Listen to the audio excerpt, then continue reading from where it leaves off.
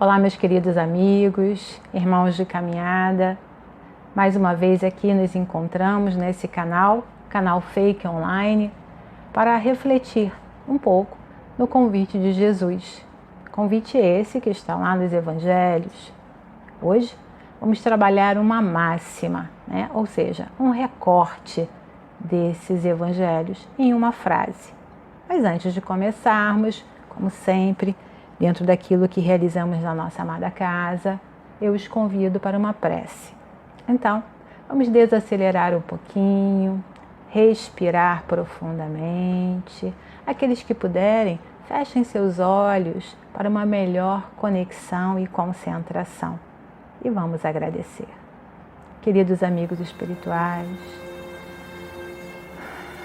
nossa querida falange de amor, de caridade, de bênçãos, que nos envolvem, nos acompanham. Querido e amado Jesus, exemplo, mestre, divino conselheiro de nossas almas. Que todos nós juntos nesse instante possamos louvar o Pai que em sua infinita misericórdia nos concede o momento presente. Rogamos por inspiração, rogamos por articulação em palavras, em sentimentos, em emoções, para transformar este momento num saber alegre, construtivo e feliz, na proposta da reflexão sobre o Evangelho, que tanto nos educa, o mapa das nossas caminhadas evolutivas. E assim é que iniciaremos mais esse momento com profundo respeito e amor, dando juntos graças a Deus. Queridos irmãos, mais uma vez, com alegria eu saúdo a todos vocês para esse nosso encontro. Encontro esse que tem por tema uma máxima, que está lá no capítulo 7 de Mateus. Pedi e vos será dado. Buscai e encontrareis. Batei e será aberto para vós. E o capítulo 7 do Evangelho de Mateus, ele começa com uma advertência do Mestre Jesus, do que concerne o ato de julgar. O quanto não estamos aptos a fazer qualquer julgamento acerca da vida e das escolhas dos outros. E onde se encaixa o presente versículo nesse contexto? Pedi e vos será dado, buscai e encontrareis, batei e será aberto para vós. Simples. A vida é um constante ir e vir, onde receberemos de volta ações, desejos, vontades. No caso do julgamento, da crítica a outrem, aquele que julga, certo que será julgado, criticado, apontado, porque o que vai e volta. Penso que por isso é que Jesus, ao longo do capítulo, deixa bem claro que o mais importante é cuidar do que se busca, do que se deseja, do que se pede. Isso me lembra Albert Einstein, aquele famoso físico alemão, que nos trouxe um dos pilares da física moderna, a teoria da relatividade geral. Einstein, ele dizia que não são as respostas que movem o mundo, são as perguntas. E vejam que é exatamente isso que Jesus ressalta nesse interessante versículo. As ações é que mobilizarão as respostas, ou seja, as perguntas. Pedi e vos será dado. Buscai e encontrareis. Batei e será aberto para vós. O que estamos pedindo? O que estamos buscando? E em quais portas estamos batendo? Essa será a nossa reflexão de hoje. E o começo não poderia ser outro senão o do autoconhecimento. Como escrito lá na entrada do oráculo de Delfos, na Grécia, conhece-te a ti mesmo. Para realizarmos o conhece a ti mesmo, precisaremos de uma mudança de atitudes, de hábitos. E Joana de Ângeles, mentora espiritual de Divaldo Franco, ela sugere que a mudança se inicie pela prática da oração. Segundo ela, A prática da oração, ela amplia a capacidade de entendimento da nossa existência e da realidade da vida. Através da oração, podemos falar, expressar em palavras tudo que se encontra no nosso interior, dar voz a tudo aquilo que está dentro de nós, guardado no inconsciente. É também um poderoso instrumento para a comunhão com as esferas superiores que estão ao nosso redor, que nos ouvem, que entendem as nossas necessidades. É claro que o Pai não precisa que confessemos as nossas dificuldades e enganos. Ele conhece o nosso coração. Porém, cada um de nós, certamente, necessita reconhecer as dificuldades, as ilusões e os enganos da própria existência. Vejam, se o doente não se reconhece como um enfermo, ele não buscaria cura. Daí a importância de se falar, materializar tudo aquilo que às vezes é tão difícil de ser verbalizado, mas se constitui uma parte importante de nós próprios. A meditação é também uma prática valiosa nesse caminhar para o autoconhecimento. Com a meditação, ampliamos a percepção do nosso mundo interno. Nela, nos colocamos num exercício de ouvir as vozes internas do nosso eu superior. No entanto, meditar exige treinamento, exige constância, perseverança. E é claro que nesse mundo tão tecnológico que estamos vivendo, nós encontramos uma variedade de instruções, de orientações, de metodologias que nos ensinam a meditar. Dá para buscar uma forma, um jeito para meditar, cada um do seu momento, cada um no seu movimento, né? Alguns conseguem mais fácil, outros vão levar muito tempo, mas meditar é algo que exige certamente constância, perseverança e traz enormes benefícios. E tudo isso para quê? Para que orar? Para que meditar? Bom, eu acredito que são caminhos para que consigamos aprender a perguntar. A pergunta que efetivamente elucide esse saber que constrói, esse saber que equilibra, que aperfeiçoa o espírito imortal. Os professores, eles costumam nos dizer que nenhuma pergunta é tola, né? A grande maioria dos professores faz isso. Nenhuma pergunta é tola. No entanto, já pararam para pensar por que os professores falam isso? Por que eles dizem isso para os alunos? Primeiro, porque eles desejam não inibir a iniciativa, não é? Ou seja, desejam estimular a iniciativa, estimular que cada um consiga dar esse passo, sair do seu lugarzinho, sair daquele momento em que não quero me expor. Então, é um estímulo. E depois, também tem um outro aspecto, que eu chamo de reforço positivo também. É um reforço positivo para que eles, professores, consigam entender como o conteúdo está sendo absorvido, não é?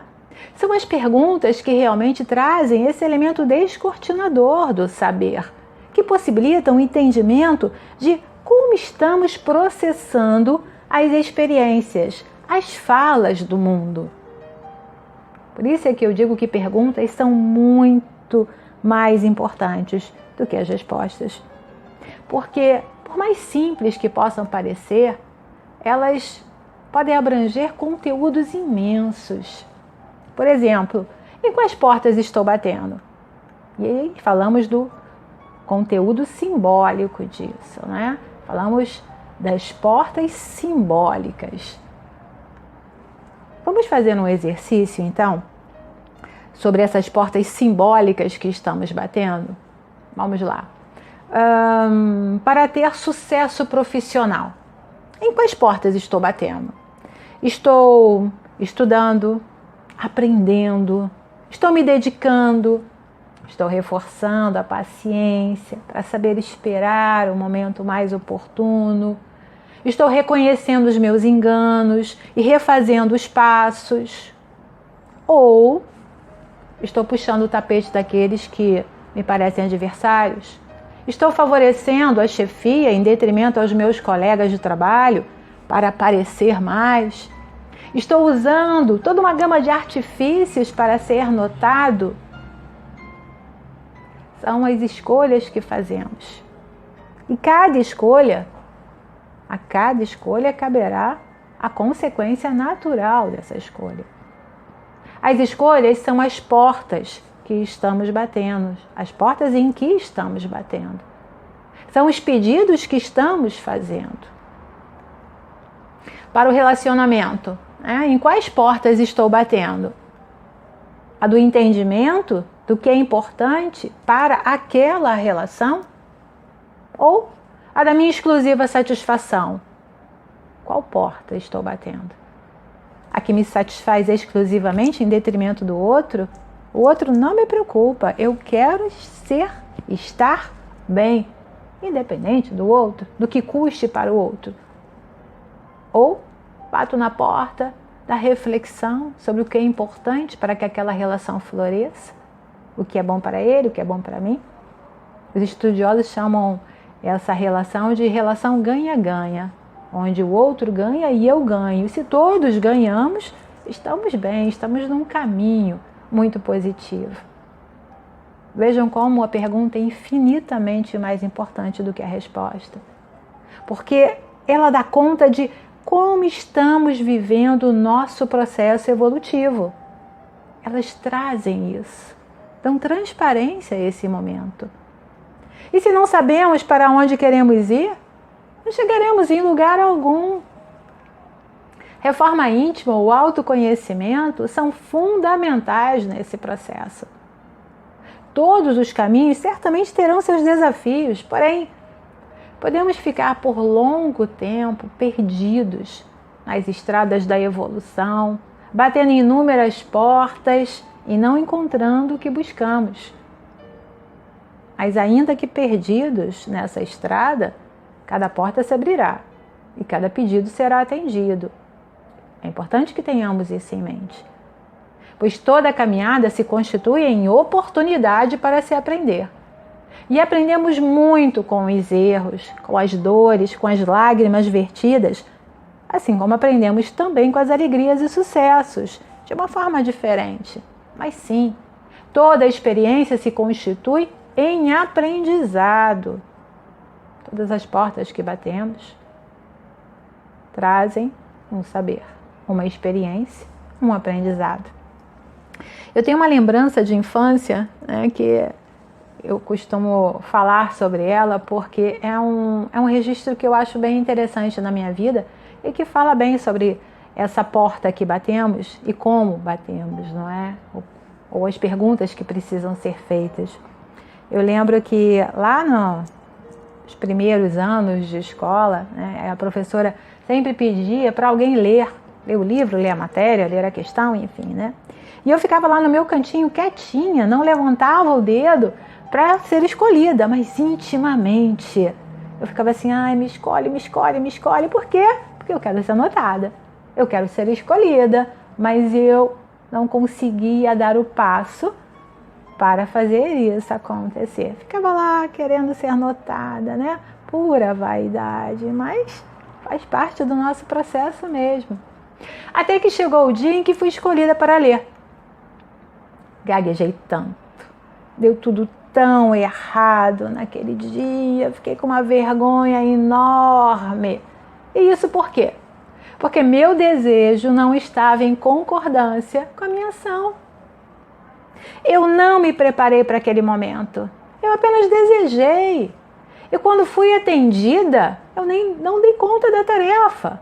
É por isso que eu digo, todas as portas serão abertas e todas se constituirão em experiências, ainda que não tão alegres, ainda que o resultado não seja o que a gente deseja ou imagine naquele momento.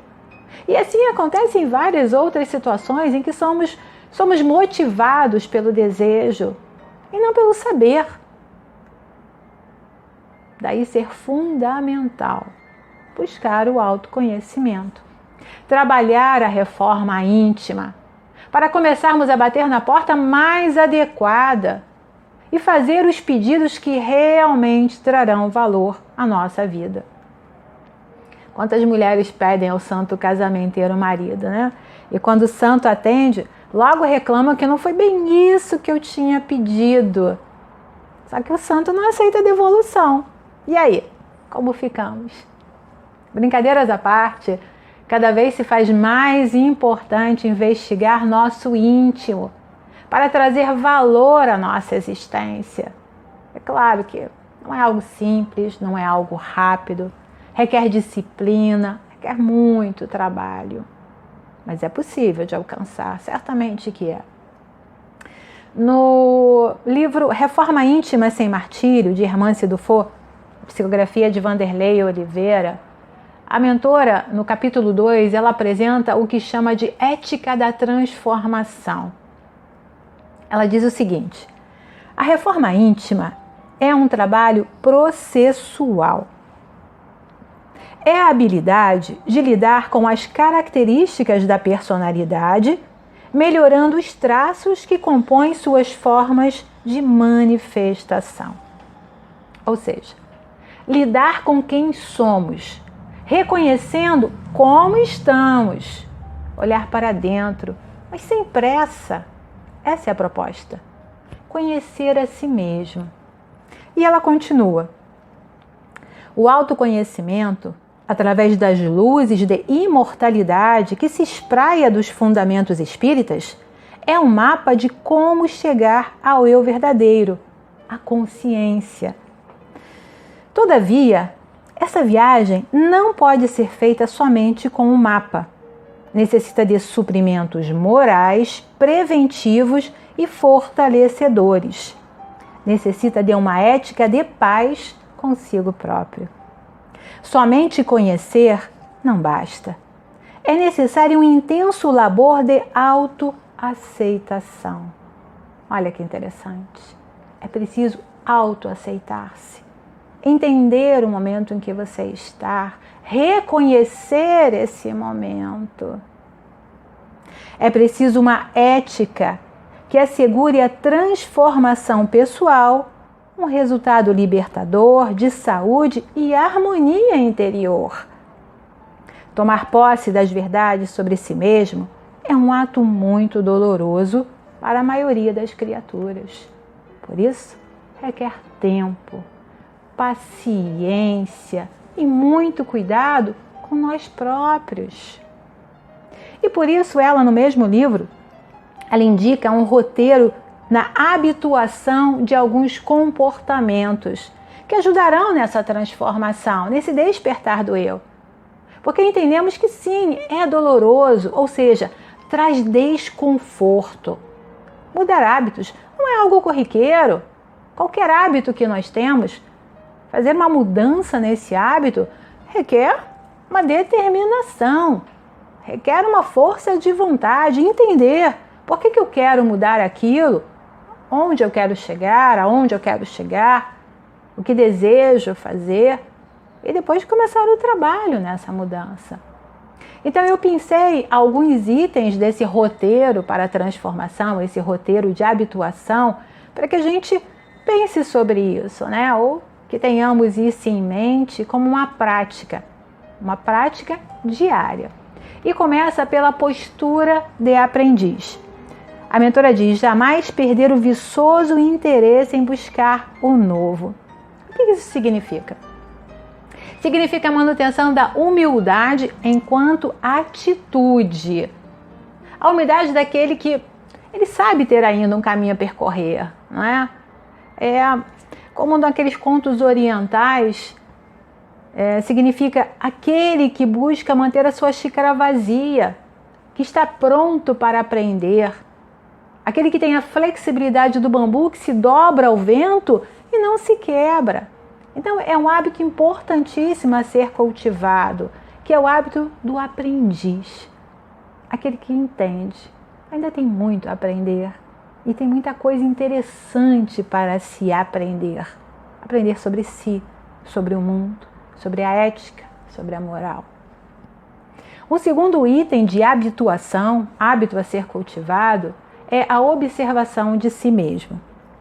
Ela diz que é o estudo atento do nosso mundo subjetivo. Significa parar e observar. Nossas atitudes, elas falam muito quem somos. E poucas vezes paramos para entender isso, para perceber aquelas ações, aquelas atitudes que temos, né? Olhar para as nossas atitudes e refletir sobre elas. Isso é fundamental nesse processo de mudança, de autoconhecimento, de autodescobrimento, não é?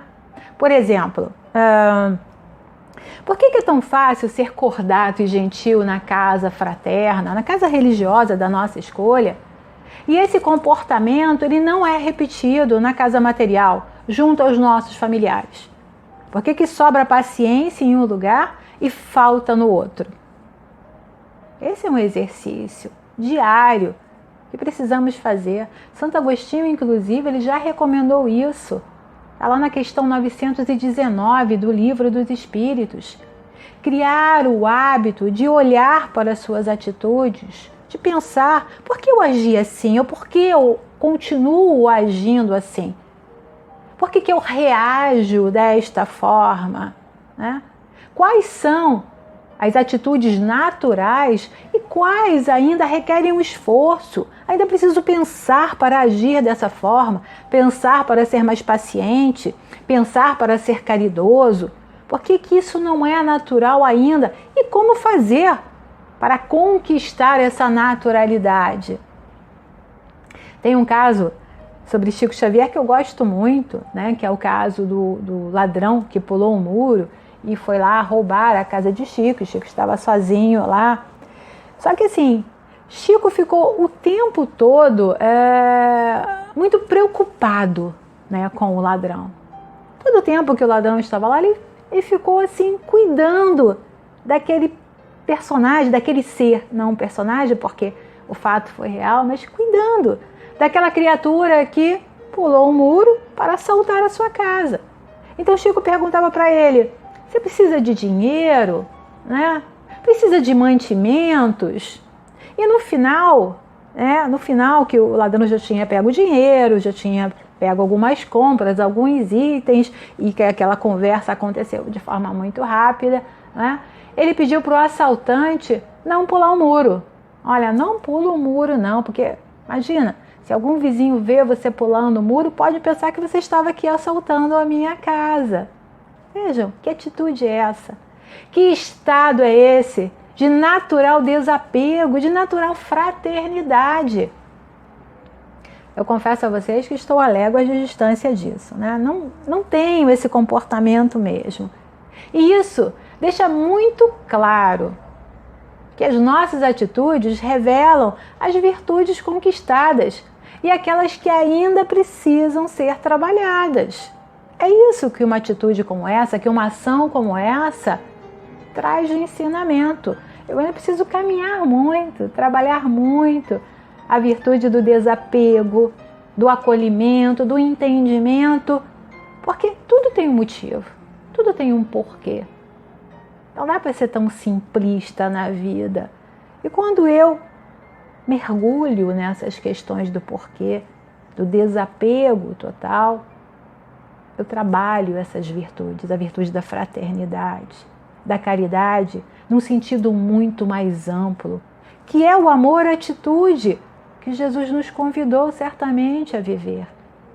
Então, prestar atenção em nossas atitudes rotineiras fala de quem somos, ou melhor, fala de como estamos nesse momento. Irmã se inclui também nesse roteiro que chamou de renúncia. Ela fala sobre seletividade social dos ambientes e costumes. E o que isso quer dizer? Como mudar um hábito sem mudar o contexto no qual estamos inseridos? Isso é pedir por sofrimento desnecessário. Se entendemos que determinadas posturas e ambientes não nos favorecem, é necessário iniciar uma seletividade. Não estamos fazendo escola de santos por aqui. E é claro que tropeçaremos muitas vezes nos enganos. Por isso, toda mudança de hábito requer esforço, paciência, persistência. Imaginem o carnívoro que decide tornar-se vegetariano, por exemplo.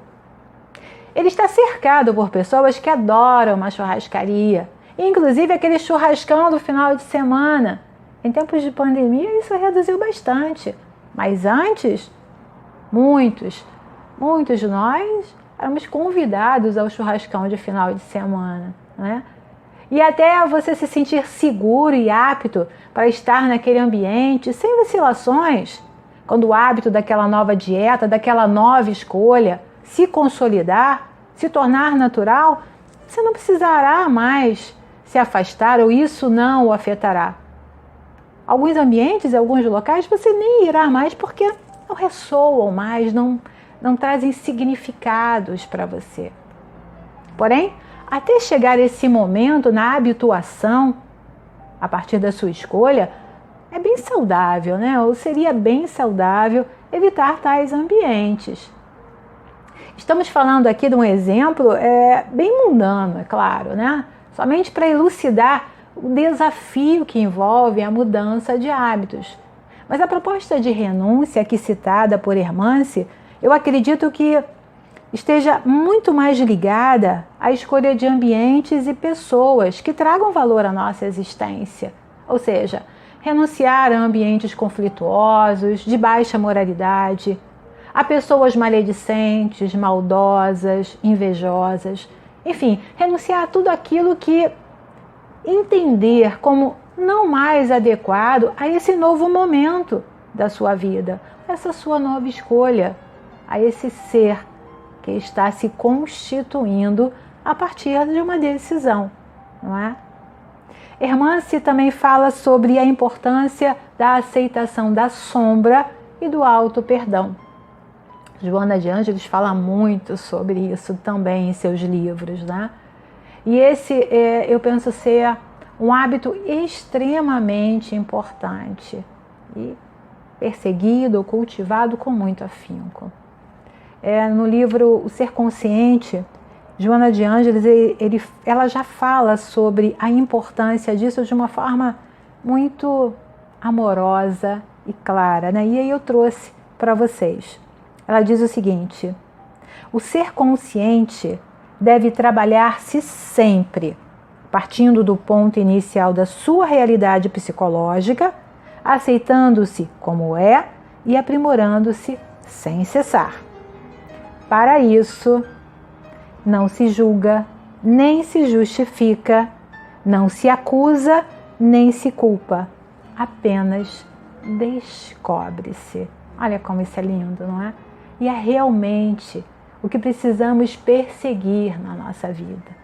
Não culpas, não julgamentos, mas aceitação. Aceitação da sua sombra. Aceitação de quem você está agora. Porque a sombra faz parte de você. Ou seja, o que é essa sombra?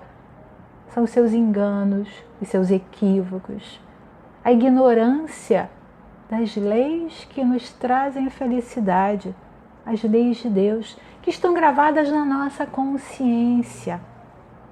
Aceitar que não fez as melhores escolhas, que passou por dificuldades em razão dessas escolhas, e perdoar-se por fazê-las, sim, por bater naquelas portas que te trouxeram sofrimento, que te trouxeram a dor, mas lembrar sempre que te trouxeram um aprendizado, porque você, após aprender a lição, não volta àquelas mesmas escolhas, não baterá naquela mesma porta.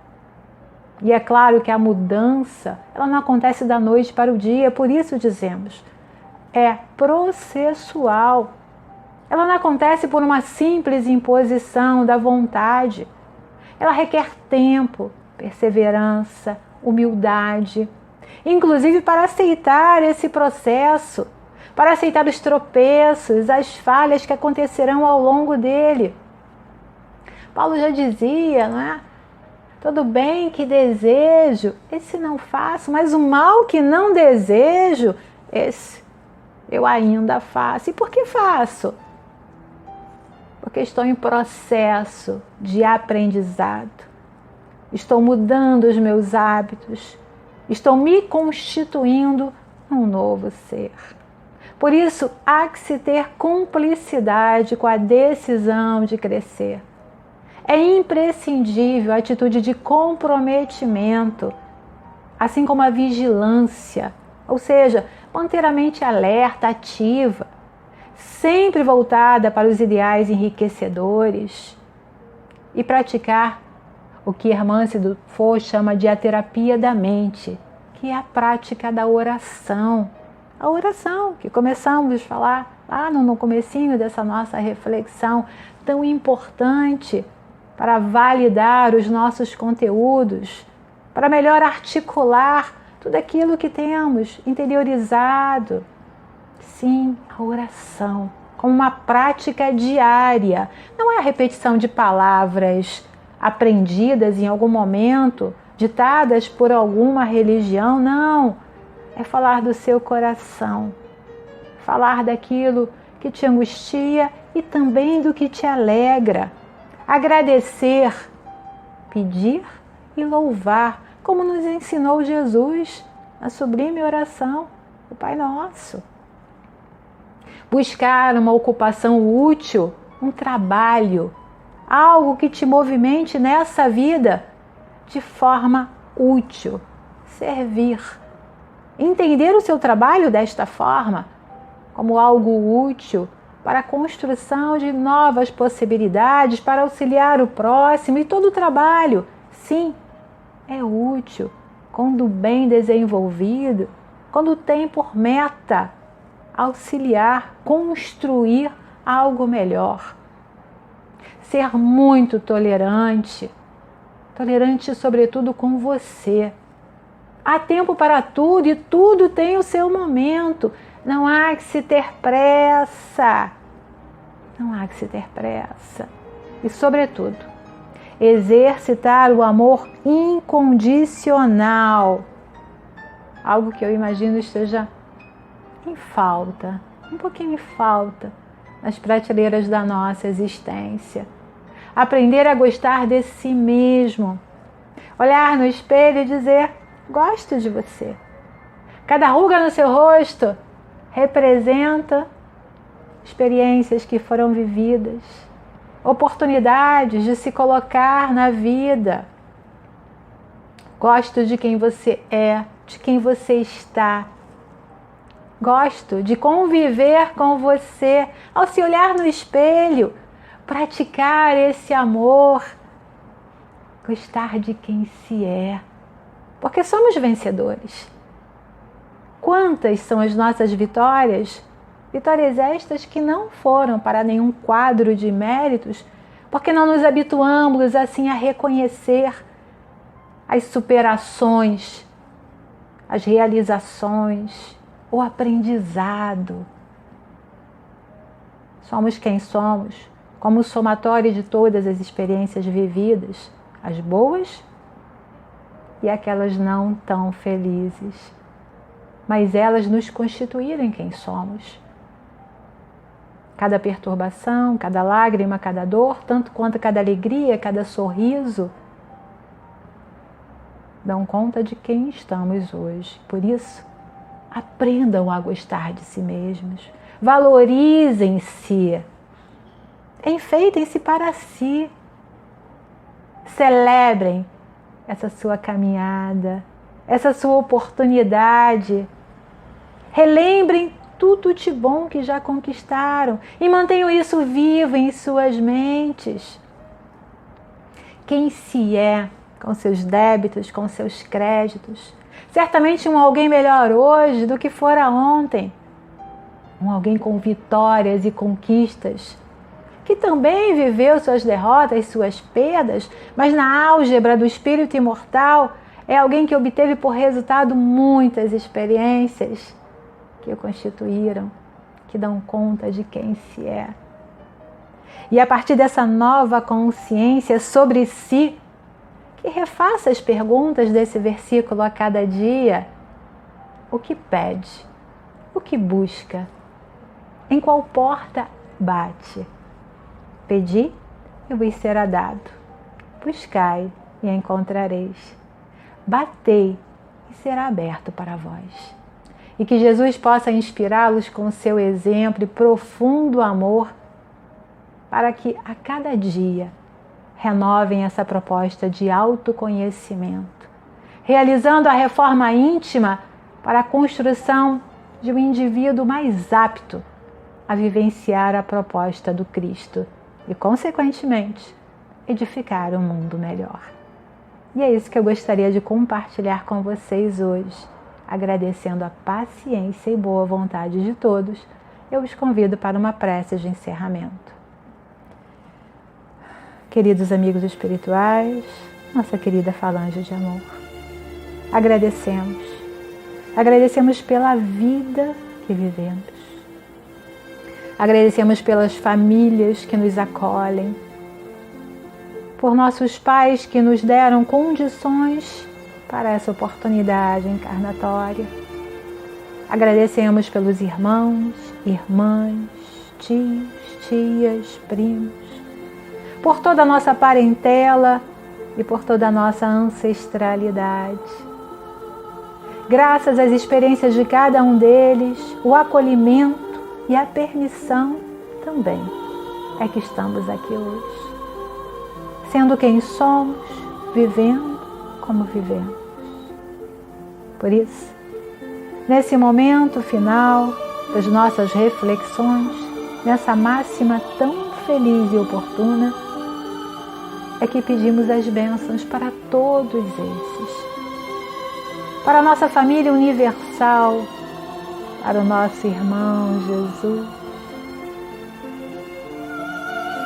que o Pai misericordioso derrame suas bênçãos de amor sobre todos nós. Graças a Deus. E é assim que vamos encerrando, né, queridos irmãos? Esse momento de muito amor, agradecendo a paciência, a boa vontade, agradecendo a companhia de todos, os seus likes no nosso canal, as suas doações também. Quero agradecer muito, porque são vocês que fazem com que o trabalho social da nossa casa ele aconteça e se amplie cada vez mais. Enfim, muito, muito obrigado pela companhia e pelo amor de todos. Graças a Deus.